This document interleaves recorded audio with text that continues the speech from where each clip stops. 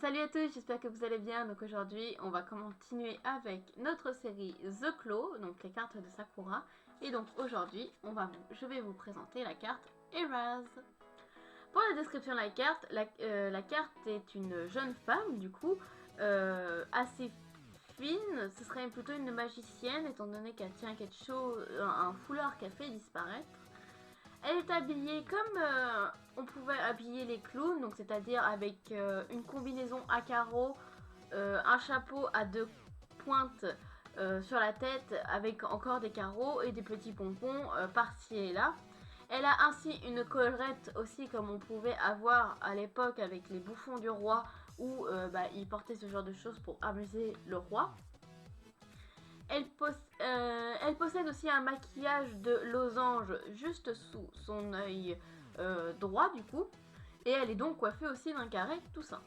Donc ça se dit la carte de l'effacement chez nous en français, Eraz en anglais et Show en chinois. On passe maintenant dans l'animé, donc la carte, on la voit dans l'épisode 17 où elle s'est installée dans la grotte où la classe de Sakura doit passer l'épreuve du courage. Donc cette épreuve de courage consiste à traverser une grotte qui est sans danger, hein, et il faut juste aller jusqu'au bout de la grotte, donc il y a un seul chemin possible, et déposer une bougie sur un autel et revenir du coup. C'est une épreuve de courage qui est faite par deux, donc un garçon, une fille, deux garçons, peu importe. Et Sakura, du coup, c'est à son tour d'aller faire l'épreuve du courage, donc rentrer dans la grotte. Et elle remarque tout de suite que il y a un souci, que c'est bizarre qu'elle n'ait vu que son professeur qui a tenté de l'effrayer. C'est bizarre pour elle qu'on ait vu que son professeur et qu'on n'ait pas vu déjà les autres élèves revenir de cette fameuse expédition du courage.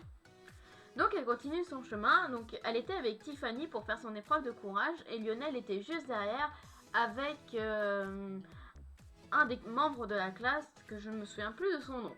Sakura continue son chemin et elle se rend compte que Tiffany est en train de disparaître et que Tiffany en disparaissant fait tomber sa bougie et Sakura se met à crier. Ce qui fait que Lionel du coup va courir à son secours pensant qu'elle est en danger alors qu'en fait elle se rend compte que son camarade aussi a disparu. Donc ils poursuivent tous deux leur chemin, etc. Et arrivent jusqu'à la carte qui s'était réfugiée du coup dans l'hôtel. Lionel entre-temps a eu le temps de disparaître, ce qui a découragé Sakura. Mais elle a pris son courage à deux mains et quand même allé capturer la carte pour récupérer tous ses amis. Donc ensuite on revoit la carte une seconde fois dans l'épisode 52 où Sakura se retrouve ensevelie sous des moutons à cause de la magie de Chloride qui est contrôlée par Anthony. Donc Sakura utilise donc la carte de l'effacement pour la transformer en carte de Sakura et pour pouvoir faire disparaître tous les moutons et survivre à cet étouffement de moutons. L'effacement parle de l'invisible, du présent ou à venir, tout ce qui disparaît ou tout ce qui est éliminé par nous-mêmes. Donc on nous invite à dire ce que l'on pense qui est caché pour pouvoir se débarrasser, d'éliminer les embûches qui sont face à nous. L'effaceur est aussi celui qui coupe les ponts et qui dissimule des choses, enfreint des règles et parfois nargue son monde en montrant justement qu'il est un peu plus supérieur par rapport aux autres. La carte, d'un point de vue mauvais, fait rapport à l'illusion, le vol, la kleptomanie, le secret, voire le mensonge. Et par contre, en positif, il sera signe de faire face à ces obstacles, de se débarrasser tout seul de ses problèmes et faire une preuve de grande dextérité. Pour conclure, la carte est positive avec ses petits points négatifs où je dirais plutôt que ce sont des défauts plutôt que des points négatifs au niveau de la personne en elle-même. C'est juste un petit défaut qui fait que on dit pas forcément tout le temps la vérité, on nargue un peu le monde et du coup qui fait que on est un peu mauvais mais à la fois une personne assez bonne quand même. Donc je vous mets la carte, donc Eraz ici, avec la carte The Voice qu'on a fait précédemment.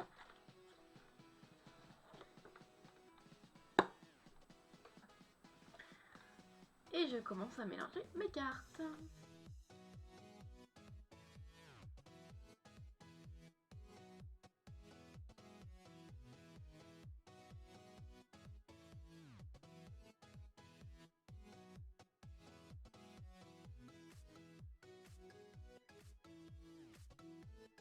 Donc je vais maintenant vous mettre les cartes face à vous.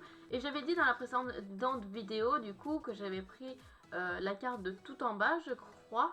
Donc oui, c'est bien ça. Donc là, la dernière fois pour ce feuille, j'avais choisi celle de toute fin. Je vais mettre un peu plus comme ça face à vous. Maintenant, du coup, je vais choisir la première carte qui se présente face à moi. Si je ne me trompe pas, hop, je la pose juste ici.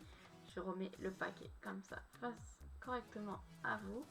Hop, je reprends la carte juste ici. Oh, j'ai vu ce que c'était.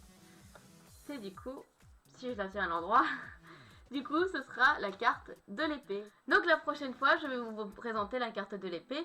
J'espère que du coup, cette vidéo vous aura plu.